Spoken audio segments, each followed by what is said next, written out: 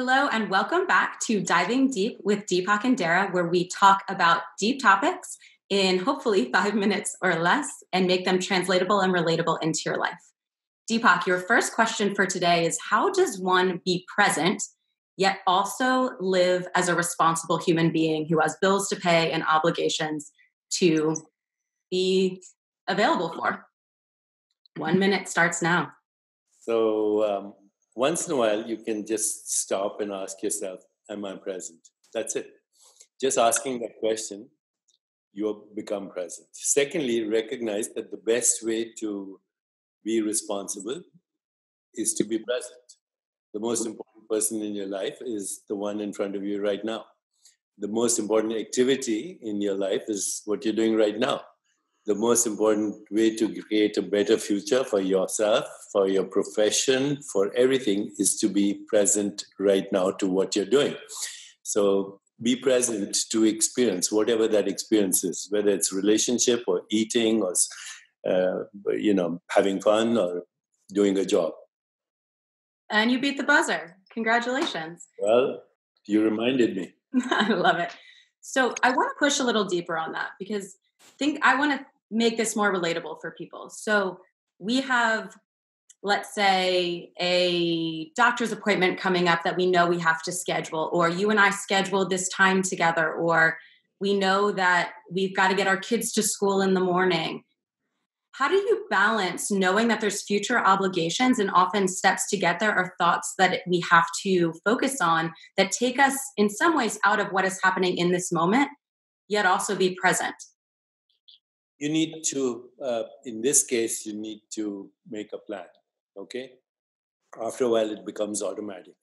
But there's relationship time, there's sleep time, there's work time, there's mindful eating time, there's computer time.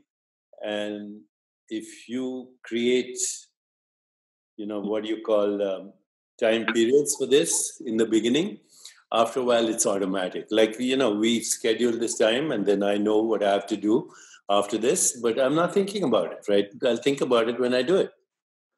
And this is, what is called do less and accomplish more.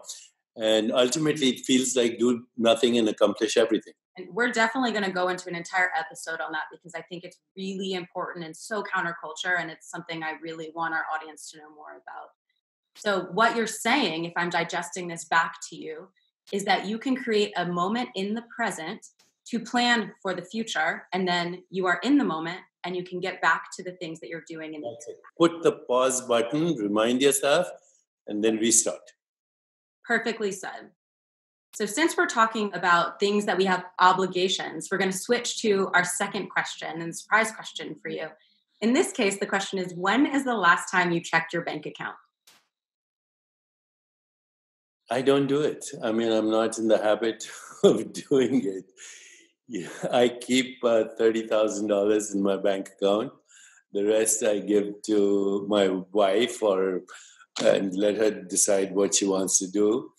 And then there's all kinds of automation stuff that I'm not even familiar with.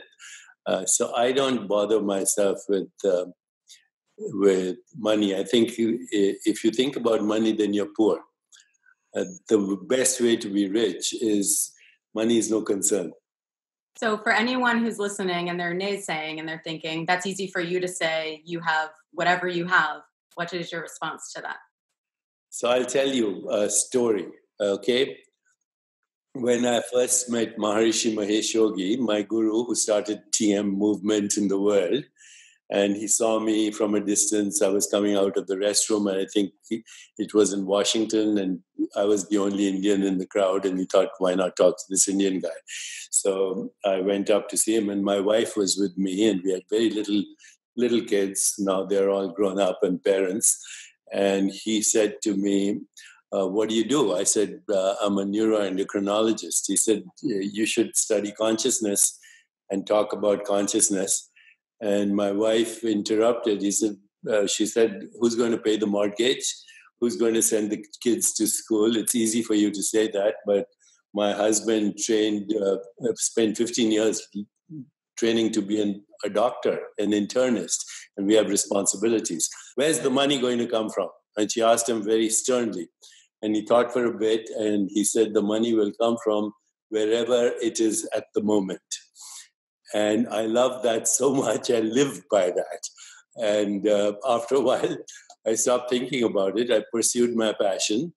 And I didn't even concern myself about the results at all. And then I created a mantra in my mind: pursue excellence, ignore success. And it happened. So that's just a story, but it's been true for me. Everything I need right now, everything I need, whether it's money or a relationship, is available to me right now. There you have it, folks. Even Deepak and his wife had some of these same questions, but look where they are now. So just like Us Weekly says, celebrities, they're just like us. With that, thank you so much for tuning in. If you want to hear more from us, then there's a few ways that we can do that. One, subscribe to our channels on YouTube. We would love to hear from you and know in the comments what you took away from this and any questions you'd love for us to discuss. We also have a bonus for you, a freebie. If you go to lifebyDesignSummit.com/Deepak, we have a 1-hour free masterclass for you on living a more meaningful life. And with it comes a guided meditation from Deepak, who is obviously the best. And if you want to connect with us further, find us on Instagram and Twitter at Deepak Chopra and at Dara B. Until next time, we look forward to diving deep with you.